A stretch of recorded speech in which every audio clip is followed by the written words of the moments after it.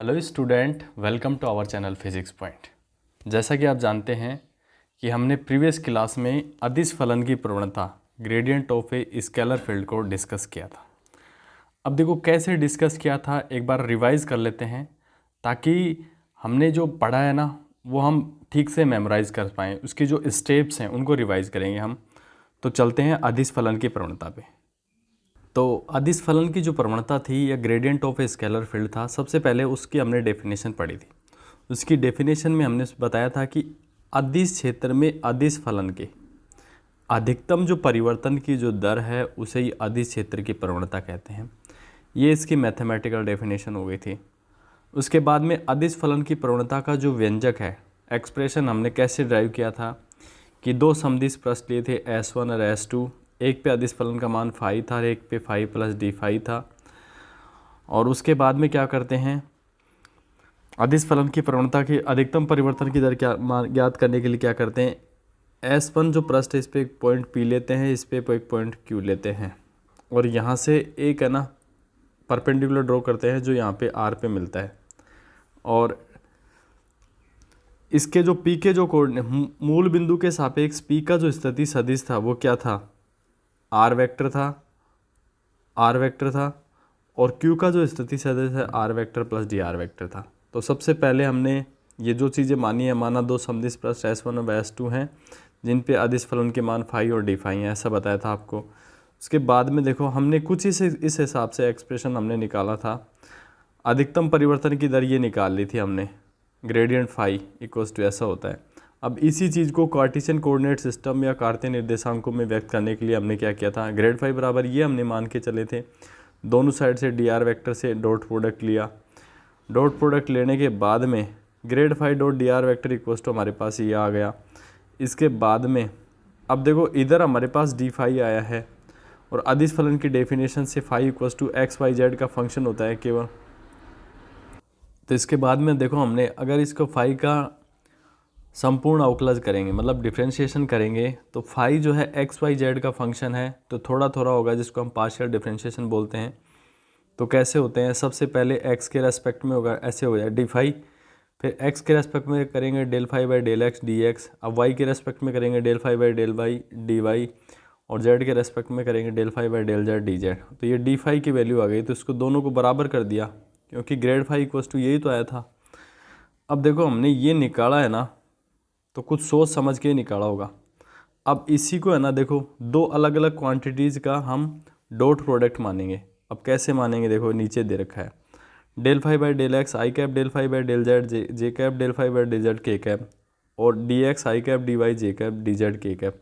अगर इस dot product को सोल्व करेंगे तो यही आएगा। जैसे आपने ए वेक्टर डॉट बी वेक्टर को किया होगा, जैसे ए वेक्टर की वैल्यू ये है, बी वेक्टर की वैल्यू है, तो ए वेक्टर बी वेक्टर का डॉट प्रोडक्ट क्या आता है, ये ए X B X, A Y B Y, A Z B Z. तो इसी चीज़ को आपने डॉट प्रोडक्ट के रूप में सेपरेट किया है यहाँ पे। अब देखो grad phi dot D R, अब देखो del phi by del X I cap del phi by del Y J cap del phi by del Z K cap, ऐसे कैसे लिख दिया हमने जैसे यहाँ पे ऊपर था। और ये क्या है, जैसे स्थिति सदिश आर वेक्टर माने तो डी आर वैक्टर बराबर हो जाएगा D X I cap D Y J cap D Z K cap. तो ये D X I cap D Y J cap D Z K cap ही तो है, तो इसको हम लिख सकते हैं डी आर वैक्टर। अगर हम ध्यान से देखें तो देखो डी आर वैक्टर इधर भी है, डी आर वैक्टर इधर भी है, तो ये कैंसिल हो जाएंगे। तो ग्रेड फाई इक्वल्स टू जो है ना ये आ जाएगा del phi by del X I cap del phi by del Y J cap del phi by del Z K cap. Grad phi equals to देखो फाई हम बाहर ले लें तो del phi del by del X I cap del by del Y J cap del by del Z K cap. इसी को बोलते हैं डेल ऑपरेटर। ये एक वेक्टर क्वांटिटी है, बहुत सारी एंट्रेंस एग्जाम में पूछा गया है राजस्थान यूनिवर्सिटी में। तो डेल वेक्टर क्या है, स्केलर है, वेक्टर है, टेंसर है, क्या है। तो देखो इसके ऊपर हमने हल्का सा वेक्टर लगाया तो ये क्या है, वेक्टर क्वांटिटी है। आगे हम लाप्लासियन पढ़ेंगे, वो एक स्केलर क्वांटिटी होती है। तो देखो डेल वेक्टर या डेल ऑपरेटर कहते हैं इसको, और इसकी वैल्यू ये होती है। तो इसके लिए देखो इसके बाद में हमने जस्ट डेल वेक्टर लिख लिया, फाई ऐसे कैसे आ गया यहाँ पे। तो इसी के बारे में लिखा है कि ये डेल ऑपरेटर ये होता है और जो निम्न प्रकार परिभाषित होता है। तो समीकरण 6 जो है अदिश फलन की प्रवणता का जो कार्टेशियन कोऑर्डिनेट सिस्टम के अंदर क्या है, एक्सप्रेशन है। यहाँ तक हमने लास्ट क्लास में डिस्कस कर लिया था। उससे आगे जो है हम डिस्कस करेंगे अदिश फलन की जो प्रवणता है, gradient of a scalar field है, इसका फिजिकल सिग्निफिकेंस क्या है, भौतिक महत्व क्या है। तो देखो यहाँ पे लिखा है कि अदिश क्षेत्र की प्रवणता की जो सहायता है, उसकी सहायता से हम सदिश क्षेत्र का मान ज्ञात कर सकते हैं। कैसे ज्ञात कर सकते हैं या निर्धारण किया जा सकता है, एक ही बात है। जैसे आपने यदि विभव v का दूरी के सापेक्ष अधिकतम परिवर्तन विभव या विभव प्रवणता ज्ञात हो तो विद्युत क्षेत्र की तीव्रता का क्या किया जा सकता है, निर्धारण किया जा सकता है। या देखो, ये विभव v का दूरी के सापेक्ष अधिकतम परिवर्तन की दर कहें या विभव प्रवणता ज्ञात हो तो हमें विद्युत क्षेत्र की तीव्रता ज्ञात कर सकते हैं। देखो आपने 12th क्लास में पढ़ा है E vector equals to minus dy/dr r cap. ये इलेक्ट्रिक फील्ड, विद्युत क्षेत्र और विद्युत विभव के बीच में रिलेशन होता है, E equals to minus del r cap. इसी प्रकार अगर आपको तापीय प्रवणता ज्ञात हो, मतलब ताप का दूरी के साथ अधिकतम परिवर्तन की दर ज्ञात हो, तो तापीय क्षेत्र मतलब आपका जो ताप है कहाँ तक डिस्ट्रीब्यूट है उसको आप डिटरमाइन कर सकते हो। तो तापीय क्षेत्र को ऐसे निकाल सकते हो। अब देखो इसके ऊपर जो ग्रेडियंट है, इसके ऊपर कुछ प्रॉब्लम्स हैं जो बहुत सारी एग्ज़ाम में पूछी गई हैं, जो हम यहाँ पे एक एक करके देखते हैं। सबसे पहले देखो आपको क्या देगा, अदिश फलन का मान देगा। जैसे मान दिए x² + y² + z² हो तो ग्रेड फाई का मान 1 2 3 बिंदु पर क्या करना है, ज्ञात करना है। तो इसको कैसे सोल्व करेंगे, तो देखो सिंपल डिफ्रेंशिएशन करना है आपको और कुछ नहीं करना है। ये राजस्थान यूनिवर्सिटी में 2016 में पूछा गया है।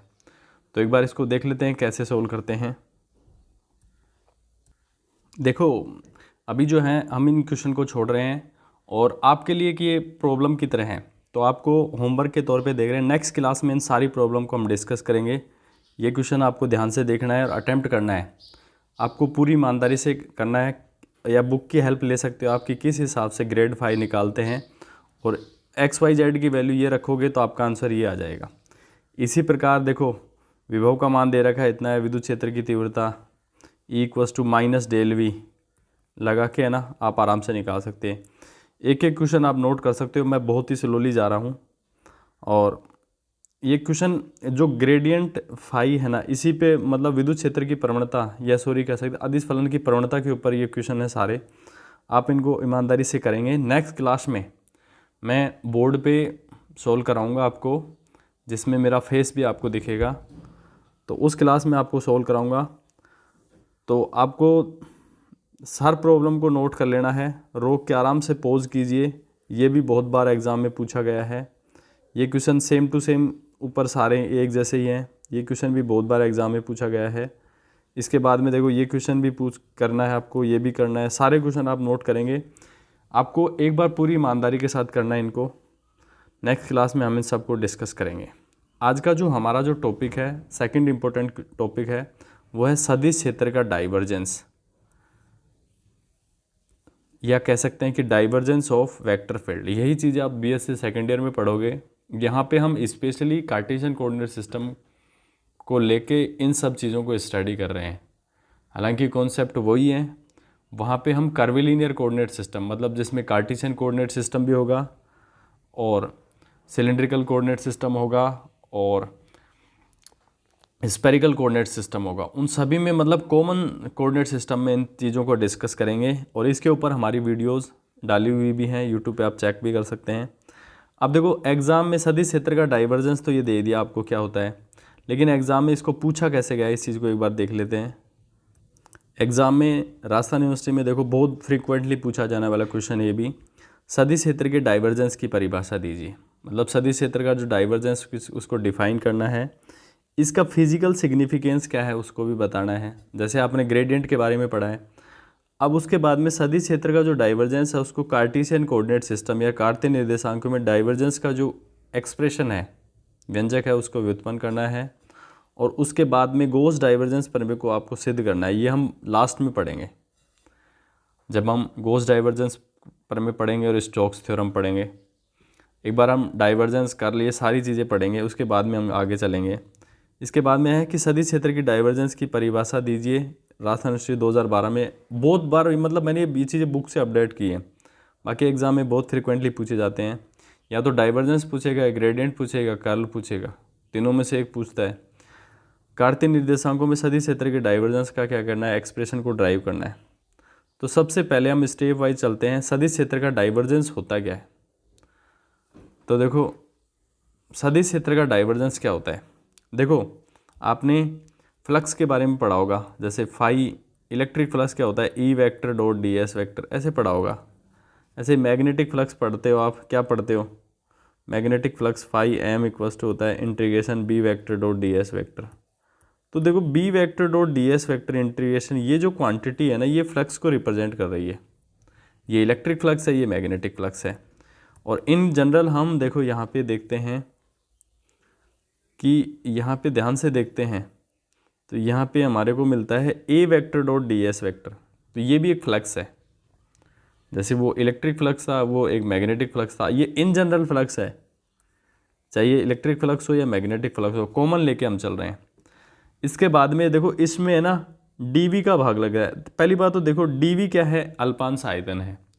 अब देखो आपने प्रेशर की डेफिनेशन पढ़ी होगी, प्रेशर की परिभाषा पढ़ी होगी, force per unit area is called pressure, या कहते हैं कि एकांक क्षेत्रफल पे लगने वाला दाब जो है, एकांक क्षेत्रफल पे लगने वाला जो बल है उसे दाब कहते हैं। वैसे ही dv अल्पांश आयतन का भाग लगने के बाद में बन जाता है कि एकांक आयतन, देखो dv का भाग लग गया, जैसे एकांक क्षेत्रफल पर लगने वाला बल दाब कहलाता है। देखो जैसे ही भाग लग जाता है ना जिस क्वांटिटी का, वो एकांक बन जाता है या पर यूनिट एरिया बन जाता है इंग्लिश में कहें तो इंग्लिश में बोलते हैं force per unit area is called pressure, या हिंदी में कहें कि एकांक क्षेत्रफल पे लगने वाला दाब बल कहलाता है, बल दाब कहलाता है, सॉरी। अब यहाँ पे देखो ध्यान से, ये तो क्या है, फ्लक्स है, और फ्लक्स में dv का भाग लग रहा है। तो एकांक आयतन, देखो dv क्या है, आयतन है, ये कह सकते हैं कि एकांक अल्पांश आयतन, सॉरी एकांक अल्पांश आयतन से जो निर्गत जो फ्लक्स होता है ना, उसे ही सदिश क्षेत्र का डाइवर्जेंस कहते हैं। कोई रॉकेट साइंस मैंने नहीं बताई है, सिंपल जो डेफिनेशन है वही मैंने यहाँ पे बताई है कि ये फ्लक्स है, इसमें आयतन का भाग लग गया, तो एकांक अल्पांश आयतन से निर्गत जो फ्लक्स है उसे ही सदिश क्षेत्र का डाइवर्जेंस कहते हैं। तो देखो यहाँ पे dv टेंस टू जो जीरो का मतलब होता है, हम जो यहाँ पे आयतन जो ले रहे हैं, आयतन अल्पांश ले रहे हैं, वो क्या है, बहुत छोटा है, इन्फिनिटेसिमल है, सूक्ष्म है। अब देखो इसी डेफिनेशन को ऊपर यहाँ पे क्लियर भी किया गया है, कोई बड़ी बात नहीं है।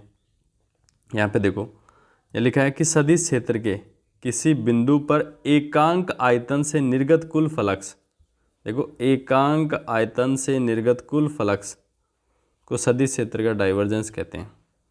तो किसका डाइवर्जेंस होगा, सदिश क्षेत्र के किसी बिंदु पर होगा। जैसे एकांक जो आप जहाँ पे आपको सदिश क्षेत्र निकालना है वो किसी बिंदु पे होगा, वहाँ पे एकांक आयतन होगा, उससे निर्गत जो कुल फ्लक्स है उसे सदिश क्षेत्र का डाइवर्जेंस कहते हैं। तो बिल्कुल सुंदर सी परिभाषा है, सदिश क्षेत्र के किसी बिंदु पर एकांक आयतन से निर्गत फ्लक्स को सदिश क्षेत्र का क्या कहते हैं, डाइवर्जेंस कहते हैं। ये इसकी मैथमेटिकल फॉर्म हो गई। नेक्स्ट चलते हैं। अब देखो कार्तीय निर्देशांकों में सदिश क्षेत्र का जो डाइवर्जेंस है उसकी एक्सप्रेशन कैसे निकालेंगे हम। यहाँ पे सारी चीज़ें जो हम मान के चलेंगे, सारी चीज़ें स्टेप वाइज स्टेप करके देखते हैं हम। यहाँ पे लिखा है कि सदिश क्षेत्र ए वेक्टर का डाइवर्जेंस ज्ञात करने के लिए सदिश क्षेत्र ए वेक्टर को परिबद्ध करने वाले आयतन अल्पांश पर विचार करते हैं। मतलब सदिश क्षेत्र ए वेक्टर है, इसका आपको डाइवर्जेंस ज्ञात करना है, तो क्या करना है, सदिश क्षेत्र ए वेक्टर को परिबद्ध करने वाला, मतलब इसको इनक्लोज करने वाला आयतन अल्पांश पर क्या करते हैं, विचार करते हैं। देखो थोड़ा सा नीचे आ जाओ, यहाँ पे एक सदिश क्षेत्र है ए वेक्टर, इसके कंपोनेंट इधर एक्स डायरेक्शन में ए एक्स, वाई डायरेक्शन में ए वाई, जेड डायरेक्शन में ए जेड है। तो इसको परिबद्ध करने वाले, यहाँ पे सेंटर पे देखो ए वेक्टर है सदिश क्षेत्र का मान। अब इसको परिबद्ध करने वाले अल्पांश आयतन की यहाँ पे हमने क्या की है, कल्पना की है। अब इससे ये जो अल्पांश आयतन मिला है हमने, इससे निर्गत फ्लक्स निकालेंगे ना, अब फिर उसमें इस अल्पांश आयतन का भाग दे देंगे, तो वही क्या होगा, सदिश क्षेत्र का डाइवर्जेंस होगा। तो सबसे पहले देखो बात करते हैं ये जो आपने ज्योमेट्री देखी है ना, इसके बारे में थोड़ा सा डिटेल दे देते हैं। देखो मैंने क्या है, सदिश क्षेत्र, सॉरी क्या बोला है, सदिश क्षेत्र ए वेक्टर का आपको डाइवर्जेंस निकालना है। तो इसके लिए क्या करते हैं, सदिश क्षेत्र ए वेक्टर को परिबद्ध करने वाले आयतन अल्पांश पर विचार करते हैं। इतना विचार कर लिया भाई। अब विचार तो कर लिया, लेकिन देखो इसकी ज्योमेट्री के बारे में लिखते हैं कि माना एक आयताकार समांतर षष्ठफलक है। यहाँ पे देखो नीचे आपको एक आयताकार समांतर षष्ठफलक दिख रहा है, जिसकी x, y तथा z अक्षों के अनुदिश जो भुजाएं हैं वो dx, dy और dz है। देखो ये बहुत अल्पांश आयतन है। x एक्सिस के अनुदिश जो भुजा है वो dx है, y एक्सिस के अनुदिश जो भुजा है वो dy है, और z एक्सिस के अनुदिश जो भुजा है dz है। मैंने क्या है कहा है, एक आयताकार समांतर षष्ठफलक है जिसकी x, y, z अक्षों के अनुदिश जो भुजाएं हैं dx, dy, dz हो गई। इसके केंद्रीय बिंदु पर सदिश क्षेत्र का मान a है। मैंने बोला है पहले ही, यहाँ पे सदिश क्षेत्र का मान इसके सेंटर पे a है, और इसके अक्षों के अनुदिश जो घटक है ना a वेक्टर के, वो क्या है, ax, ay, az। तो x एक्सिस के अनुदिश a वेक्टर का घटक ax, y एक्सिस के अनुदिश ay और z एक्सिस के अनुदिश az है। इतना समझ में आ गया। कोई रॉकेट साइंस नहीं पढ़ाई मैंने, बिल्कुल बेसिक चीज़ें आपको बताई हैं। अब देखो हम क्या करेंगे, ये जो आपको आयताकार समांतर षष्ठफलक दिख रहा है ना, इसकी प्रत्येक भुजा पे सदिश क्षेत्र का मान निकालेंगे। सबसे पहले इस भुजा पे सदिश क्षेत्र का मान निकालेंगे। देखो यहाँ पे हम ओवरऑल जो कॉन्सेप्ट लेके आएंगे ना, फ्लक्स कैसे निकालते हैं, मतलब इस भुजा से कितना फ्लक्स निकल रहा है, इस भुजा से कितना फ्लक्स, इस भुजा से कितना, सारी भुजाओं से, मतलब ये जो आयताकार समांतर षष्ठफलक है इससे कितना फ्लक्स निकल रहा है, तो वो हम निकालेंगे। तो सबसे पहले देखो फ्लक्स कैसे निकालते हैं, A vector dot D S vector.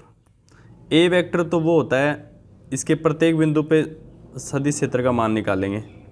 उसके बाद में इसका एरिया कितना है, एरिया कितना होगा, ये तो डी जेड हो गया और ये डी वाई हो गया, तो D Z D Y D Z इसका एरिया हो गया। तो मतलब इस क्षेत्रफल से कितना फ्लक्स निकल रहा है, ऐसे ये कॉन्सेप्ट लगा के हम निकालेंगे। तो ज़्यादा दिमाग लगाने की ज़रूरत नहीं है। एक बार तो हम देखते हैं कि प्रत्येक जो भुजा है ना, इस पे उन पे सदिश क्षेत्र का मान कितना है। सबसे पहले इस पे सदिश क्षेत्र का मान निकालते हैं। तो देखो यहाँ पे हमने थोड़ी सी लैंग्वेज काम में ली है, ये आपको लिखनी नहीं है, बस केवल समझने के लिए। तो देखो x दिशा में स्थित फलक BCEH, मतलब आप BCEH नाम देने के बजाय फलक एक नाम दे दो इसको, इस पर सदिश क्षेत्र का मान कितना होगा। तो देखो यहाँ पे सदिश क्षेत्र का मान कैसे निकालते हैं, पहला जो कंपोनेंट होता था ना, जैसे ये जो फलक है ना किस डायरेक्शन में है, एक्स डायरेक्शन में है, तो सबसे पहला जो कंपोनेंट होता है ना वो क्या लिखते हैं, अक्ष के अनुदिश घटक। तो ये जो फलक है ना, कौन से अक्ष के अनुदिश है, ये कहोगे सर ये तो एक्स अक्ष के अनुदिश घटक है, एक्स अक्ष के अनुदिश है, तो अक्ष के अनुदिश घटक ये हो गया। अब देखो ये तो इधर जो सदिश क्षेत्र का जो मान है वो ax है, एक्स अक्ष के अनुदिश है ना। अब देखो इसके सेंटर पे तो सदिश क्षेत्र का मान a वेक्टर है, लेकिन इसके सेंटर से इधर जाओगे सदिश क्षेत्र का मान में क्या होगा, ऊपर जाओगे या नीचे जाओगे, सदिश क्षेत्र के मान में क्या होगा, चेंज होगा। जैसे मान लो यहाँ पे मैंने कोई आवेश रख दिया, तो जैसे जैसे इससे दूरी बढ़ेगी तो विद्युत क्षेत्र जो है वो घटता जाएगा। वैसे यहाँ पे सदिश क्षेत्र जो है ना, जैसे जैसे डिस्टेंस बढ़ेगी वो क्या होगा, सदिश क्षेत्र चेंज होता जाएगा। तो यहाँ पे ध्यान से देखो, पहला जो कंपोनेंट है अक्ष के अनुदिश घटक। अब देखो यहाँ से यहाँ तक आएंगे तो सदिश क्षेत्र के मान में परिवर्तन होगा, लेकिन कितना होगा, सबसे पहले हम देखते हैं कि एक्स अक्ष के अनुदिश जो सदिश क्षेत्र का जो मान है ना, आर पार कितना परिवर्तन हो रहा है। तो देखो सदिश क्षेत्र के मान में परिवर्तन होता है डेल एक्स, सदिश क्षेत्र के मान में कितना परिवर्तन हो रहा है, डेल एक्स। और एक्स परिवर्तन की दर निकालनी हो तो दूरी का भाग दे देते हैं, तो D X by del X, del X लिखें डी एक्स लिखें, एक ही बात है। और देखो डेल एक्स जो है ना, ये केवल एक ही दिशा को स्पेसिफाई करने के लिए यहाँ पर यूज़ किया गया है। तो देखो इसीलिए इसको पार्शियल डिफरेंशिएशन बोलते हैं। तो डेल बाई डेल एक्स, ये एक्स अक्ष के अनुदिश जो है ना सदिश क्षेत्र के में परिवर्तन की दर हो गई, मतलब एकांक दूरी चलने के साथ सदिश क्षेत्र में कितना परिवर्तन आ रहा है, और हम चल कितनी दूरी रहे हैं, सेंटर से सेंटर से यहाँ तक आएंगे तो dx, ये पूरी दूरी dx है तो हम आधी चल रहे हैं dx/2। तो ये तो अक्ष के अनुदिश वो क्या हो गया, सदिश क्षेत्र का मान हो गया, और ये परिवर्तन की दर हो गई, और परिवर्तन की जो दर है वो परिवर्तन जो है कितनी दूरी तक होता है, dx/2 तक। तो ये जो फलक है ना, इस पे सदिश क्षेत्र का मान हो गया। अगर आपको ये समझ में आ गया ना तो सारा समझ में आ जाएगा, आपको कोई रॉकेट साइंस नहीं है। तो एक्स अक्ष के अनुदिश सदिश क्षेत्र, ये जो फलक है ना, इस पे सदिश क्षेत्र का मान ये हो गया। अब देखो इस भुजा पे सदिश क्षेत्र का मान निकालेंगे ना, इस पीछे वाली पे। अब देखो इस भुजा पे कैसे आएंगे हम, जब हम एक्स एक्सिस या माइनस एक्स एक्सिस के अलोंग चलेंगे तभी तो आएंगे। तो भुजा के अनुदिश सदिश क्षेत्र का मान ये हो गया। ठीक है, बिल्कुल सही बात है। अब देखो फिर यहाँ से ये माइनस कैसे है ये बाद में बताएंगे। परिवर्तन की दर प्लस कर दो डेल बाई डेल एक्स, यहाँ से यहाँ तक एकांक दूरी चलने पर सदिश क्षेत्र में परिवर्तन कितना आएगा, परिवर्तन की दर कहें अब एकांक दूरी चलने पर सदिश क्षेत्र में परिवर्तन कितना है, del A X by D X. अब ये जो परिवर्तन की जो है कितना है, del A X by del X, ये परिवर्तन हो गया। और देखो ये माइनस कैसे है इसका बताते हैं। यहाँ से देखो जब हम अक्ष के अनुदिश चलते हैं तो जो दूरी है वो धनात्मक लेते हैं, जैसे इधर प्लस एक्स लेंगे और इधर माइनस एक्स लेंगे, तो अक्ष के विपरीत दिशा में चल रहे हैं। इसीलिए ये जो यहाँ से यहाँ तक की जो डिस्टेंस है ना, यहाँ से यहाँ तक की डिस्टेंस ये माइनस dx/2 है, क्योंकि अक्ष के विपरीत दिशा में, जैसे आपने कार्टेशियन कोऑर्डिनेट सिस्टम पढ़े होंगे ना, जैसे एक्स एक्सिस इधर माइनस एक्स एक्सिस, उधर वाई नीचे माइनस वाई, तो इधर जो डिस्टेंस लेंगे वो तो माइनस में लेंगे। तो ठीक वैसे ही यहाँ पे है। तो यहाँ पे देखो ये ए एक्स अक्ष के अनुदिश घटक और एक्स अक्ष के अनुदिश परिवर्तन की दर सदिश क्षेत्र में और इनटू दूरी, तो ये देखो इस भुजा पे सदिश क्षेत्र का मान आ गया। सिमिलरली ऊपर वाली भुजा पे भी सदिश क्षेत्र का मान निकाल सकते हैं। तो आपको डायरेक्ट लिखना है बी सी, ऐसे लिखना है बी सी ई एच पे सदिश क्षेत्र का मान इतना है, यहाँ पे माइनस लग जाएगा और कुछ नहीं लगेगा, क्योंकि यहाँ से यहाँ तक जाएंगे तो माइनस dx/2 डिस्टेंस चल रहे हैं। वैसे ही देखो वाई एक्सिस के अनुदिश सदिश क्षेत्र का मान निकाल, जैसे ऊपर वाले जो फलक है ना, इस पे सदिश क्षेत्र का मान ज्ञात करेंगे। तो सबसे पहला कंपोनेंट भुजा के अनुदिश घटक, बिल्कुल सही बात है। और यहाँ से यहाँ तक चलेंगे तो परिवर्तन की दर कितनी है, मतलब एकांक दूरी चलने के साथ सदिश क्षेत्र में कितना परिवर्तन हो रहा है, del A Y by del Y. और कितना, ये तो परिवर्तन की दर, और ये परिवर्तन की दर कितनी दूरी तक हो रही है, d/2 तक। जैसे मान लो आपको पूछ लेगी भाई 10 कॉपियों का मूल्य क्या है, 50 रुपये है, और आपको पूछ ले भाई 5 कॉपियों को बताओ, तो सबसे पहले आप एक का निकालोगे, मतलब एक कॉपी का कितना है, फिर उसको 5 से मल्टीप्लाई करोगे। इसी प्रकार यहाँ पे देखो एकांक दूरी के साथ परिवर्तन की दर निकालते हैं और फिर उसको दूरी से गुणा कर देते हैं। तो dy/2 जो दूरी है चलने पर सदिश क्षेत्र में कितना टोटल परिवर्तन आया वो यहाँ पे हम निकाल सकते हैं आराम से ऐसे। तो A Y plus del A Y by D Y, ऐसे नीचे चलेंगे तो यहाँ पे हम जो डिस्टेंस चलेंगे ना वो क्या हो जाएगी, यहाँ पे नीचे वाली साइड पे बता रहा हूँ। देखो यहाँ पे ये है ए वाई और माइनस dy/2 चलेंगे, क्योंकि माइनस वाई एक्सिस के अनुदिश चल रहे हैं, तो ये हो जाएगी। अब ऐसे देखो जेड एक्सिस के अनुदिश भी आप निकाल सकते हैं। क्या करेंगे, ये देखो जेड एक्सिस देखो इधर है बाहर की तरफ, तो बाहर वाला ये जो फलक है ना, ये वाला जो फलक है, इस पे सदिश क्षेत्र का मान कितना हो जाएगा, अक्ष के अनुदिश घटक, अक्ष के अनुदिश परिवर्तन की दर डेल ए जेड बटे डी जेड, और दूरी कितनी, ये परिवर्तन कितनी दूरी तक होता है, dz/2। तो ये सामने वाला जो फलक है इस पे सदिश क्षेत्र का मान हो जाएगा। ऐसे ही पीछे वाले फलक पे माइनस लग जाएगा और सेम टू सेम हो जाएगा। तो ये सब सारी जो कहानी हमने पढ़ी है, आपको लिखना है कि x दिशा में स्थित फलक BCEH पर सदिश क्षेत्र का मान आपको डायरेक्टली लिखना है। अक्ष के अनुदिश घटक, यहाँ पे मैंने हिंदी में समझाने के लिए बताया, अक्ष के अनुदिश घटक प्लस अक्ष के अनुदिश घटक में परिवर्तन की दर इनटू दूरी। तो परिवर्तन की दर मतलब एकांक दूरी चलने के साथ परिवर्तन कितना हुआ और कितनी दूरी तक हुआ, तो वो लिखेंगे तो ये टोटल परिवर्तन आ जाएगा। तो एक्स अक्ष के जो ये BCEH जो फलक है इस पे सदिश क्षेत्र का मान ये होगा। माइनस एक्स दिशा में स्थित जो फलक है ADFG, इस पे सदिश क्षेत्र का मान ये हो गया। इसी प्रकार वाई दिशा में जो फलक है सी डी ई एफ, इस पे सदिश क्षेत्र का मान ये हो गया, और माइनस वाई दिशा में सदिश क्षेत्र जो फलक है उस पे सदिश क्षेत्र का मान ये हो गया।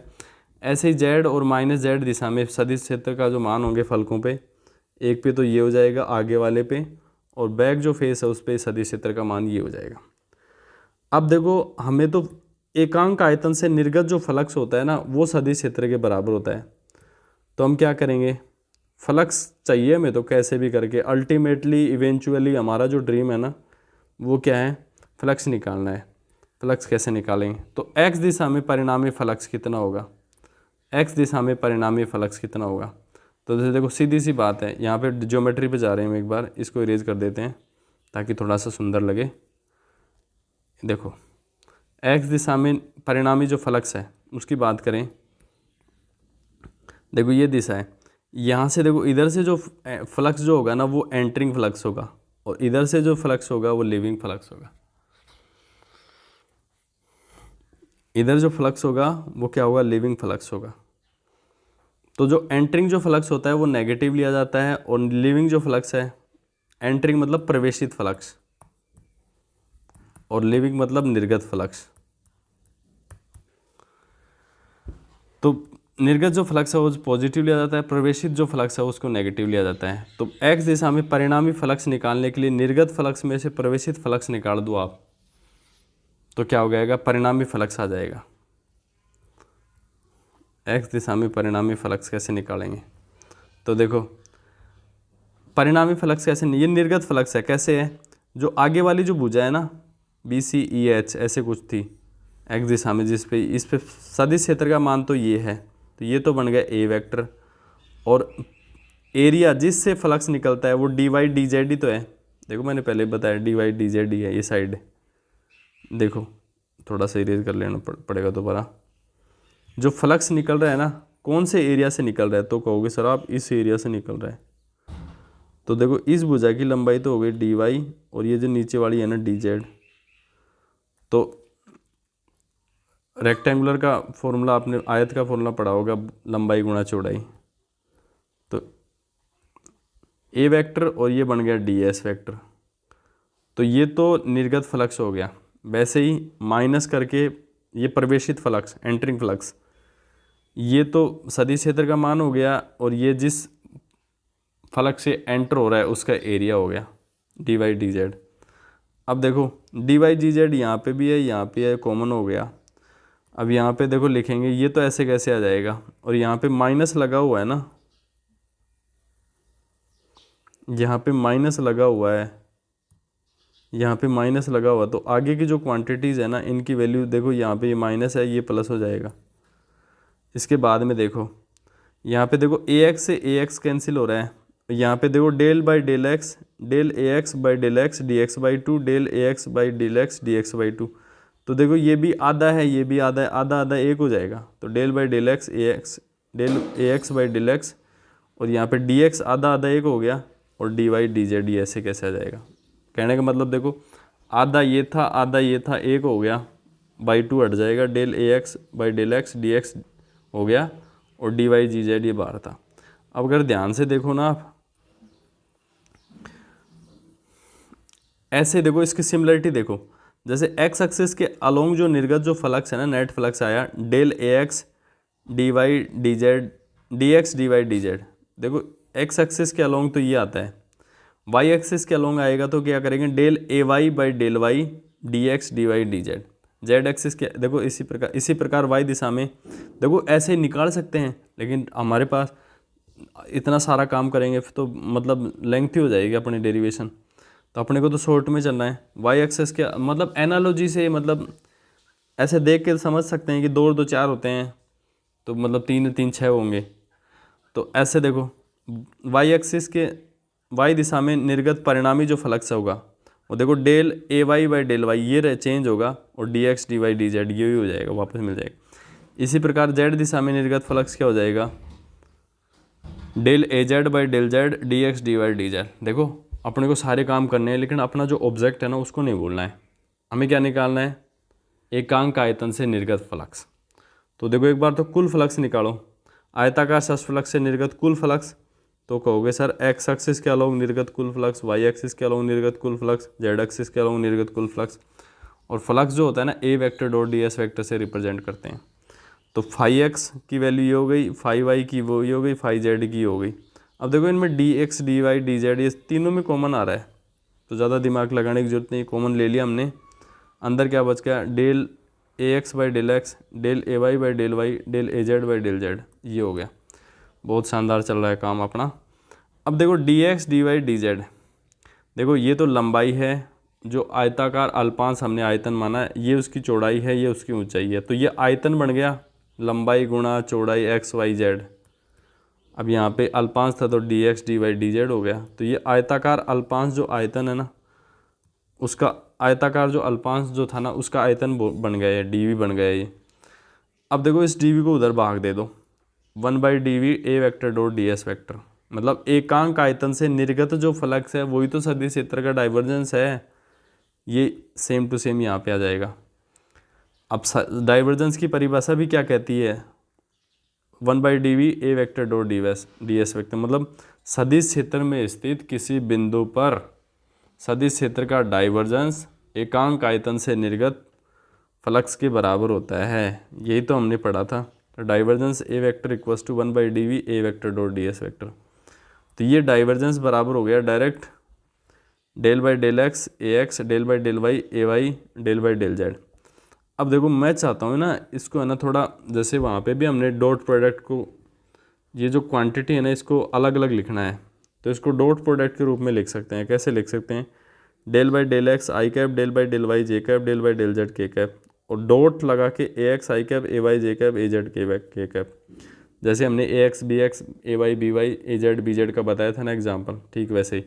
तो ये जो क्वांटिटी हो गई तो ये तो हो गया डेल ऑपरेटर, और ये ए एक्स जो है ना ये ए वेक्टर के बराबर हो गया, ए x A Y J cap, A Z K cap. तो ये जो एक्सप्रेशन यहाँ पे आपको मिली है ये सदिश क्षेत्र का डाइवर्जेंस है, किस में है, कार्टेशियन कोऑर्डिनेट सिस्टम के अंदर। तो उम्मीद करता हूँ कि आपको बहुत अच्छे समझ में आएगा। आता है सदिश क्षेत्र का जो डाइवर्जेंस डेल वेक्टर और सदिश क्षेत्र ए वेक्टर के अदिश गुणनफल के बराबर होता है। ये बात आप ना भी लिखो तो कोई फ़र्क नहीं पड़ता है, आपको दिख रहा है कि जो डाइवर्जेंस है डेल ऑपरेटर और ए वेक्टर के डॉट प्रोडक्ट के बराबर है। अब देखो इसका फिजिकल सिग्निफिकेंस क्या है, मतलब सदिश क्षेत्र का जो ग्रेडियंट है वो तो किस चीज़ को रिप्रेजेंट कर रहा था, सॉरी अदिश फलन का जो ग्रेडियंट है वो किस चीज़ को रिप्रेजेंट कर रहा था, और सदिश क्षेत्र का जो डाइवर्जेंस है वो किस चीज़ को यहाँ पे रिप्रेजेंट कर रहा है, इस चीज़ को आपको देखना है। तो फिजिकल सिग्निफिकेंस ऑफ डाइवर्जेंस, देखो डाइवर्जेंस जो होता है ना किसी क्षेत्र से निकलने वाली बल रेखाओं की जो संख्या है उसको प्रदर्शित करता है, या कह सकते हैं कि कोई भी क्षेत्र से जो निकलने वाला जो फ्लूइड है ना, फ्लूइड उसको प्रदर्शित करता है। जैसे मान लो कोई आपने जंगला खिड़की है उससे फ्लूइड आ रहा है, हवा अंदर आ रही है, हवा बाहर जा रही है, तो वो फ्लक्स ही होता है, उसको एयर फ्लक्स कह सकते हैं। जब विद्युत बल रेखाएं निकलती हैं तो इलेक्ट्रिक फ्लक्स, विद्युत फ्लक्स होता है। जब मैग्नेटिक फील्ड लाइंस निकल रही हैं तो मैग्नेटिक फ्लक्स होता है। देखो आपको इंग्लिश की जो टर्म्स है ना उसके बारे में भी हैबिचुअल होना है, क्योंकि एमएससी जो होती है ना वो इंग्लिश मीडियम में होती है। तो देखो डाइवर्जेंस जो है किस चीज़ को रिप्रेजेंट कर, डाइवर्जेंस किसी क्षेत्र से निकलने वाली बल रेखाओं की संख्या या द्रव की मात्रा, फ्लूइड जो है था ना, फ्लूइड उसको क्या करता है, प्रदर्शित करता है। अब तो बल रेखाओं की मात्रा मतलब कितनी बल रेखाएं निकल रही हैं इस बात को ही प्रदर्शित करता है। एक बार ऐसे मान के चलो, जैसे बल रेखाएं निकलती हैं वैसे हवा निकलती है। अब देखो ध्यान से, सदिश क्षेत्र का जो डाइवर्जेंस है ना वो आपको पॉजिटिव भी हो सकता है, नेगेटिव भी हो सकता है और जीरो भी हो सकता है। सब कुछ हो सकता है, दुनिया में सब कुछ संभव है। डाइवर्जेंस पॉजिटिव भी हो सकता है, नेगेटिव भी हो सकता है, जीरो भी हो सकता है। अब देखो सबसे पहले हम बात करेंगे कि सदिश क्षेत्र का जो डाइवर्जेंस है पॉजिटिव हो तो क्या हो जाएगा। यहाँ पे लिखा है कि सदिश क्षेत्र का डाइवर्जेंस धनात्मक होने का अर्थ है कि अल्पांश परिबद्ध आयतन से नेट फ्लक्स जो है ना वो बाहर की ओर निर्गत हो रहा है। अगर सदिश क्षेत्र का डाइवर्जेंस पॉजिटिव है तो जो नेट फ्लक्स है वो आउटवर्ड है। If divergence of a vector field is positive then net flux is going outward. तो देखो यहाँ पे आपने एक चार्ज ले लिया, डाइवर्जेंस पॉजिटिव है क्योंकि पॉजिटिव चार्ज से इलेक्ट्रिक फील्ड लाइंस हैं बाहर की तरफ निकलती हैं, तो net flux is going outward, तो ये बात आप लिख दोगे। देखो सदिश क्षेत्र का डाइवर्जेंस पॉजिटिव होने का मतलब क्या होता है कि आउटवर्ड जो फ्लक्स है, मतलब निर्गत जो फ्लक्स है वो इनवर्ड फ्लक्स से ज़्यादा है, निवेशी फ्लक्स से ज़्यादा है। और आउटवर्ड जो फ्लक्स है, बाहर निकलने वाला फ्लक्स निर्गत फ्लक्स से ज़्यादा हो जाए, तो इसमें आप क्या कहोगे कि अंदर कुछ ना कुछ ऐसे सोर्स है जो मतलब फ्लक्स को प्रोड्यूस कर रहा है, अतः परिबद्ध आयतन में सदिश क्षेत्र को उत्पन्न करने वाला स्रोत उपस्थित है, यही बात लिखनी है। ये डाइवर्जेंस पॉजिटिव हो गया। अब बात करते हैं यदि सदिश क्षेत्र का डाइवर्जेंस हो नेगेटिव हो तो क्या हो जाएगा। एक बार मैं देख लेता हूँ अपना वीडियो चल भी रहा है कि नहीं चल रहा है, बिल्कुल चल रहा है। सदिश क्षेत्र का डाइवर्जेंस नेगेटिव हो तो क्या होगा, यहाँ पे लिखेंगे सदिश क्षेत्र का डाइवर्जेंस नेगेटिव होने का अर्थ है कि अल्पांश परिबद्ध आयतन से नेट फ्लक्स अंदर की ओर आ रहा है। वहाँ पे क्या कहा था हमने, नेट फ्लक्स बाहर की ओर जा रहा है। अब देखो यहाँ पे नेगेटिव चार्ज ले लिया, ये सिंक की तरह बिहेव करेगा। सिंक मतलब इसके अंदर मैग्नेटिक फील्ड लाइंस या इलेक्ट्रिक फील्ड लाइंस इसके अंदर आएंगी, तो नेट फ्लक्स अंदर की तरफ आ रहा है। वही बातें लिखनी है, नेट फ्लक्स अंदर की तरफ कब आएगा, जब इनवर्ड जो फ्लक्स है वो आउटवर्ड फ्लक्स से ज़्यादा हो। बिल्कुल सही है।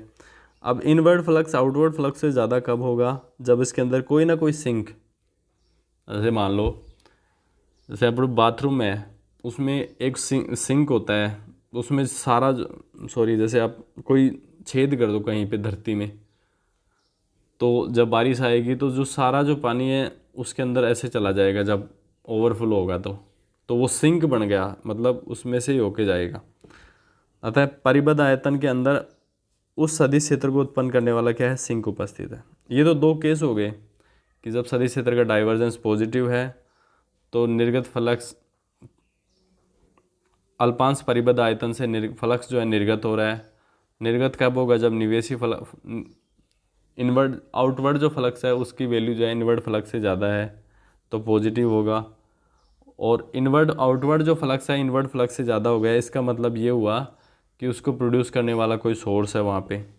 ठीक इसका उल्टा हमने नेगेटिव में बताया था। अब बात करते हैं यदि सदिश क्षेत्र का डाइवर्जेंस ज़ीरो है। सदिश क्षेत्र का डाइवर्जेंस ज़ीरो कब हो सकता है, बोलो।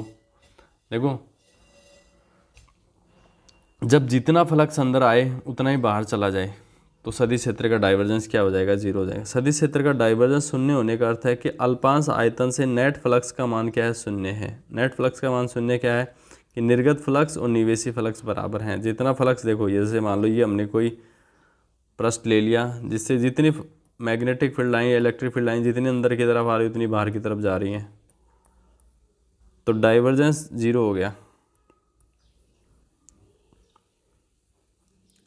और देखो ऐसे सदिश जिसका डाइवर्जेंस शून्य होता है ना, उनको परिनालिका सदिश या सोलेनोइड कहते हैं।